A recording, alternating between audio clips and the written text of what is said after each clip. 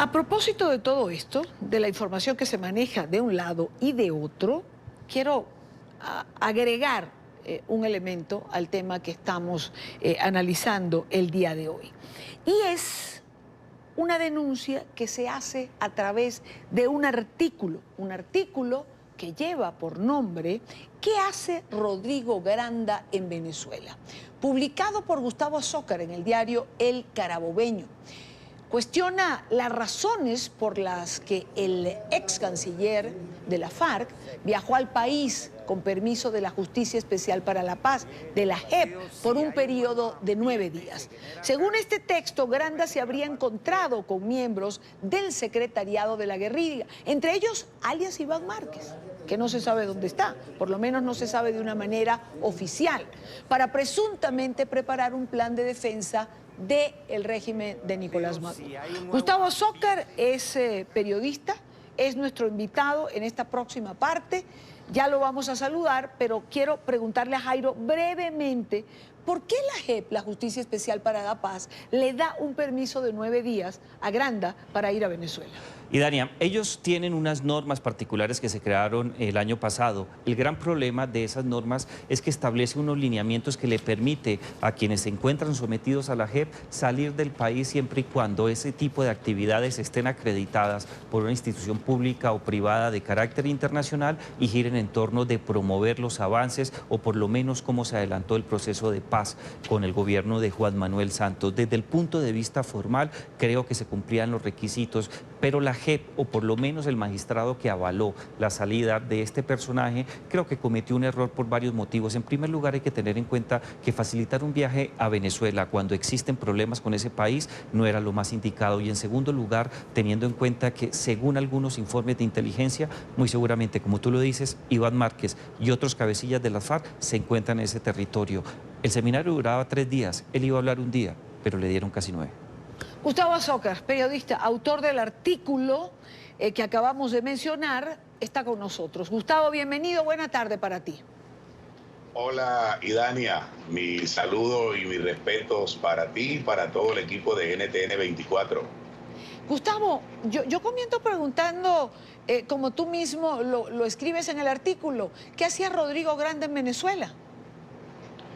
Sí, ciertamente esa es la pregunta que con toda seguridad nos estamos haciendo muchos venezolanos y estoy seguro que se la hicieron también muchísimos colombianos cuando se enteraron que la justicia de paz de Colombia le dio a Rodrigo Granda 9 días para que viniera a Venezuela. Evidentemente, en la agenda oficial de Rodrigo Granda solamente figuraba una conferencia en una universidad en la ciudad de San Juan de los Morros, en el estado Guárico. Pero así como había una agenda pública, es lógico pensar que también había una agenda privada, una agenda secreta, una agenda oculta, que no salió en ningún medio de comunicación, que no fue difundida, que no fue publicada. Y esa agenda oculta, privada de Rodrigo Granda, de acuerdo con nuestras investigaciones, tenía encuentros con altos personeros de las Fuerzas Armadas Revolucionarias de Colombia y también con altos funcionarios del gobierno venezolano, probablemente para abordar el plan que desde hace algunos años está ejecutando las Fuerzas Armadas Revolucionarias de Colombia, lo que llaman un plan de defensa de la revolución bolivariana acá en Venezuela. Ahora, para llevar a cabo un plan de defensa de la revolución bolivariana, tendríamos que tener una FARC reagrupada. Pregunto, ¿es este el caso? ¿Se está reagrupando la FARC en Venezuela? ¿Con qué armas contaría en el caso de que decidieran implementar ese plan de defender la revolución bolivariana? El primer punto, hay un plan de reagrupamiento de las Fuerzas Armadas Revolucionarias de Colombia.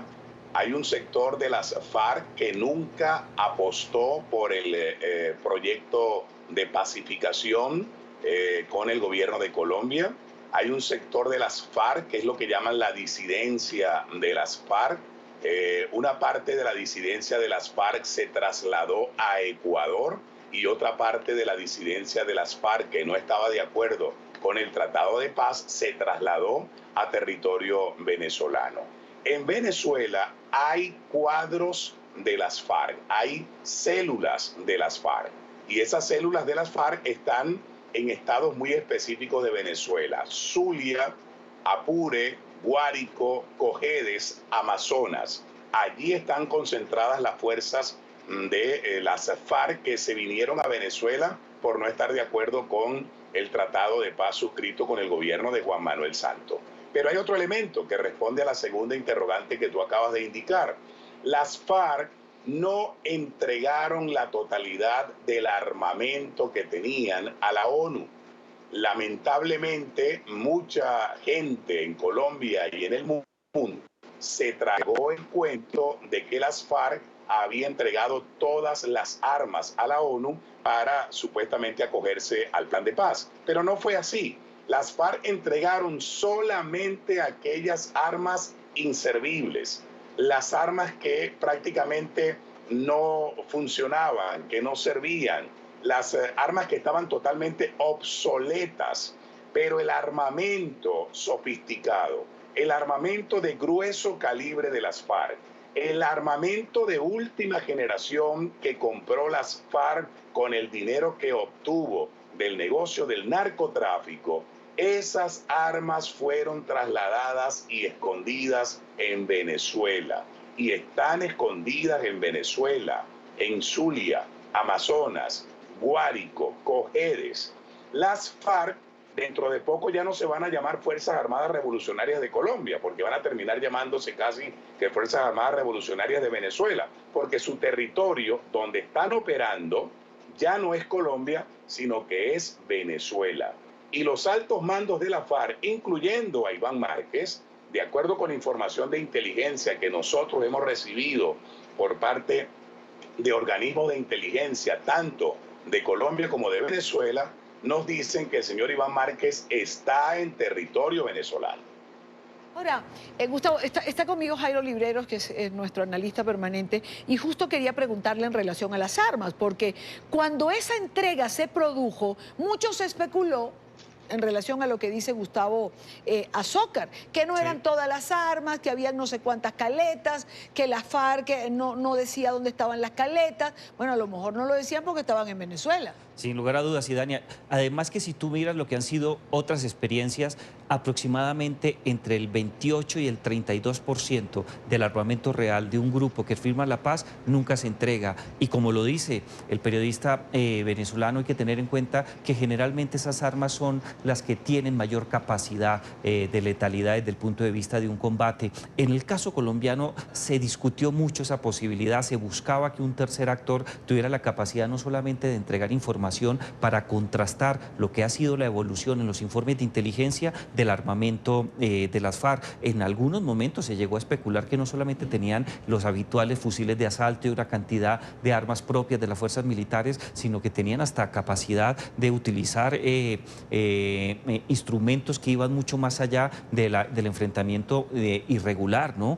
Armamento con el cual ellos podían derribar un avión y demás. Ese tipo de armas nunca aparecieron y yo creo que hubo pasividad por parte de la administración Santos, pero también algún grado de complacencia de Naciones Unidas que no tuvo la capacidad real de hurgar y de buscar los mecanismos necesarios para que estas armas no se entregaran. En el caso colombiano, si eso es cierto, digamos que sea el 20% del mejor armamento, la situación es muy crítica y si está en Venezuela, el problema va a ser mucho más grave. Ahora, Gustavo, todo esto ocurriría, me imagino que bajo el amparo de las Fuerzas Armadas venezolanas, porque no hay otra forma de que ocurra si no es así. Pero por supuesto, Idania, yo creo que para nadie es un secreto la postura que ha tenido en estos últimos años, desafortunadamente y lamentablemente, la Fuerza Armada Nacional Bolivariana. Los vínculos de altos oficiales de nuestra Fuerza Armada con sectores de la guerrilla colombiana son más que evidentes. Y hay que recordar, por cierto, hay que recordar algo interesante. En el año 2004, cuando fue detenido en territorio venezolano el señor Rodrigo Granda Escobar, fue detenido por una comisión del desaparecido Departamento Administrativo de Seguridad DAS de Colombia, junto con efectivos de la Guardia Nacional de Venezuela. Pues bien, los 10 efectivos de la Guardia Nacional Bolivariana que participaron en la captura de Rodrigo Granda en Caracas fueron enjuiciados, fueron encarcelados, fueron dados de baja, fueron degradados y expulsados de la Guardia Nacional por el delito de traición a la patria. Es decir, en esta Venezuela revolucionaria, chavista, madurista, socialista, los militares que capturen a un guerrillero colombiano son presos, son llevados a la cárcel. En vez de ser premiados, en vez de ser ascendidos, los meten presos. Desde el año 2004, cuando ocurrió el episodio de Granda, nunca más la Fuerza Armada Nacional Bolivariana capturó a un solo guerrillero en territorio venezolano. Porque el mensaje que Hugo Chávez le envió a la Fuerza Armada fue ese: el que se meta con la guerrilla de Colombia, llámese FARC o llame ELN, ese es el destino que le espera. Va a ser sancionado, expulsado y execrado de la Fuerza Armada Nacional Bolivariana. Gustavo, ¿qué miembros del secretariado, del antiguo secretariado, estarían en Venezuela? Mira, la información que nos llega a nosotros por vía de inteligencia, tanto de Colombia como de Venezuela, es que el líder de las FARC, en este caso Iván Márquez, está operativo 100% en territorio venezolano, moviéndose por los estados Barinas, Apure, Guárico y Cojedes. En esos 4 estados se estaría movilizando Iván Márquez. Rodrigo Granda estuvo 9 días en Venezuela, pero solamente lo vimos un día en San Juan de los Morros. Los otros 8 días no supimos nada de Rodrigo Granda. Es de suponer que Rodrigo Granda aprovechó justamente para reunirse con Iván Márquez en territorio venezolano y probablemente con algunos otros cuadros de las Fuerzas Armadas Revolucionarias de Colombia.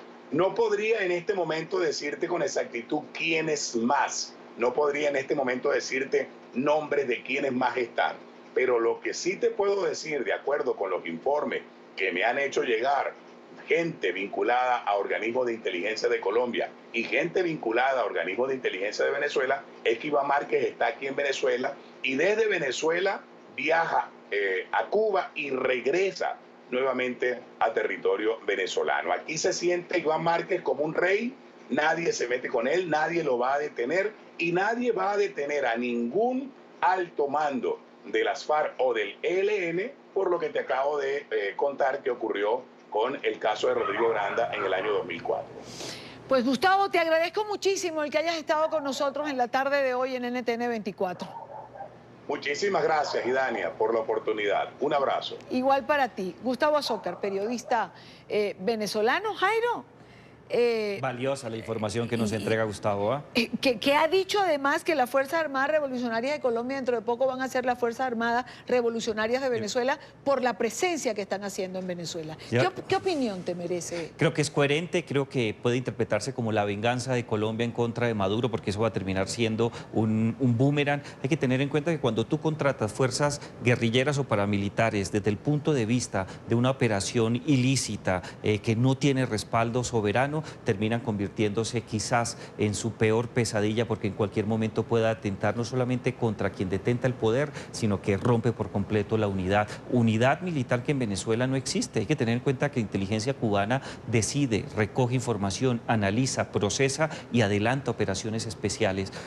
Yo creo que es coherente, existen antecedentes, hay muchas personas que hablan de la presencia de este caballero Márquez en Venezuela. En Colombia no sabemos dónde está, envían algunos mensajes y unas cartas bastante mal escritas y groseras en contra de la institucionalidad colombiana. Desde este punto de vista, Idania, yo creo que fue un error haber permitido que Granda, un tipo que tiene antecedentes por actividades terroristas y secuestro, como el de la hija del expresidente Cubas en Paraguay, tuviera 9 días libremente en Venezuela, adelantando quién sabe qué contactos. Bueno, pues esa es la presencia de la FARC, que según Gustavo Azócar estaría en el Zulia, en Apure, en Cojedes, en Amazonas y en Guárico.